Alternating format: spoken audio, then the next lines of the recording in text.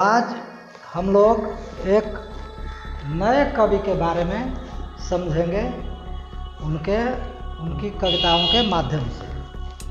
ये नए कवि हैं मंझन, सूफी कवि हैं, जायसी इस मार्ग के सबसे प्रसिद्ध हिंदी कवि हैं, जिनकी रचना पद्मावत है। मंझन उसी परंपरा के कवि। सूफी लोग प्रेम के महत्व को अधिक प्रमुखता के साथ दर्शाते हैं अपनी रचनाओं में। तो आज हम लोग मंझन के कड़बक पढ़ेंगे। इसमें कुछ ऐसे शब्द आए हैं जो प्रचलित हिंदी में नहीं है, सामान्य हिंदी में नहीं है। तो उनके शब्द और अर्थ, वैसे शब्द और उनके अर्थ श्याम पट्ट पर लिख दिए गए ताकि आपको कविता को समझने में कठिनाई हो। कड़बक का माने पद, दोहा जैसा पद, दोहा जैसी व्यवस्था में जो रचना है उसी को कड़बक भी कहा गया है। तो आइए देखते हैं मंझन कवि के कड़बक। यहाँ ये शब्दार्थ लिखे हुए हैं। अब मैं उनके कड़बक का पाठ करूँगा और उसका अर्थ आप लोगों के सामने प्रस्तुत करूंगा। प्रेम अमोलिक नग संसारा, स्वयं सारा, स्वयं सारा संसार, स्वयं सारा संसार। प्रेम क्या है? अनमोल, अमूल्य नग की तरह, बेशकीमती रत्न की तरह अंगूठी में नग रहते हैं, उसी को कहते हैं नगीना भी। तो यह नगीना है प्रेम। कहाँ? इस संसार में। जेहि जिय प्रेम सो धनी अवतारा, और जिनके हृदय में प्रेम हो वे क्या हैं? धनी अवतारा। धनी अवतारा, धन्य अवतार है। ऐसे महापुरुष जिनके हृदय में प्रेम का उद्भव होता है, प्रेम का उदय होता है, वे लोग इस संसार में अवतार की तरह।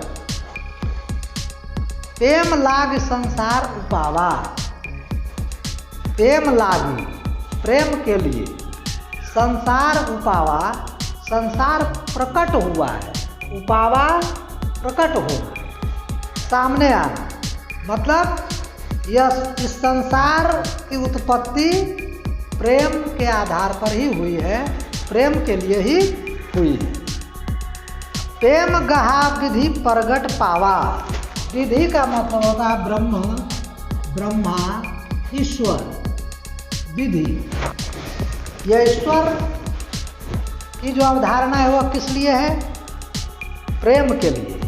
प्रेम गहा विधि प्रगट आवा।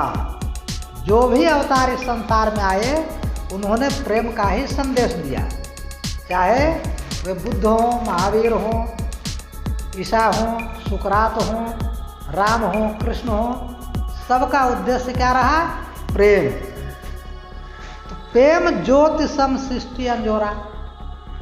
प्रेम की जो ज्योति है, प्रेम ज्योति, प्रेम की ज्योति, सम सृष्टि अंजोरा। ये क्या है? सृष्टि के लिए प्रकाश है, अर्थात प्रेम ही इस सृष्टि का प्रकाश है या इस सृष्टि में प्रकाश रूप है। एक अन्य कवि हुए कबीरदास, जिन्होंने क्या लिखा? प्रेम न हाटी नीपजे, प्रेम न हाटी बिकाए, राजा परजा जेहि रुचे, सिरदे सो ले जाए। प्रेम कौन प्राप्त करेगा? आगे कबीरदास की तरह मंझन कवि भी वर्णित करते हैं। प्रेम ज्योति सम सृष्टि अंजोरा। प्रेम ही प्रकाश है इस संसार का। अब दोसर न पाओ, दूसरा नहीं पाया जाता है, दूसरा कोई नहीं है। क्या? प्रेम कर जोड़ा, प्रेम का जोड़ा, इसके समान कोई दूसरा तत्व इस संसार में नहीं है। अर्थात प्रेम अपूर्व है, प्रेम अतुलनीय है, प्रेम अनुपम है। और यह क्या है? ईश्वर का उपहार मानव समाज के लिए, इस सृष्टि के लिए। इसलिए बिरुला कोई जाके सिर भागू। कबीर ने कहा कि सिर दे सो ले जाए।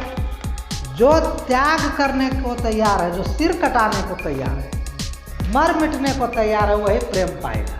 यहाँ मंझन कहते हैं कि विरला होगा, अकेला होगा, कम ऐसे लोग होंगे जिनके सिर भागू, जिन्हें यह सौभाग्य प्राप्त होता है, प्रेम करने का सौभाग्य प्राप्त होता है। सो पावे यह प्रेम सुहागु, वही इस प्रेम तत्व को प्राप्त कर सकता है, इस सौभाग्य को प्राप्त कर सकता है। तो कबीर और मंझन एक ही बात को कह रहे हैं कि वह सौभाग्यशाली है जो प्रेम के मार्ग पर खुद को कुर्बान कर देने को प्रस्तुत हो, वही भाग्यशाली है। अब प्रेम हाट चहुदिशी पसरी। प्रेम क्या है? प्रेम का बाजार लगा हुआ है, हाट है, पसरा हुआ है माल। इस हाट में माल क्या है? प्रेम। प्रेम की हाट है, प्रेम का बाजार। तो इस बाजार के ग्राहक कौन होंगे? यह मंझन ने कहा, बनी जाओ जे लोई। जो व्यापारी होगा, जो पारखी व्यापारी होगा, वही इस प्रेम रूपी सौदे को प्राप्त करेगा। प्रेम रूपी सौदा कौन खरीदेगा?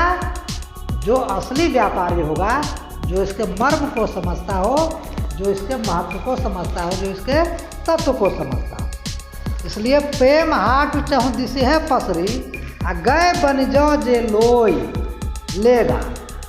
लाहा और फल गाहक। लाहा प्राप्त किया, कौन प्राप्त किया? ग्राहक। लाहा और फल गाहक जनी डहकावे कोई।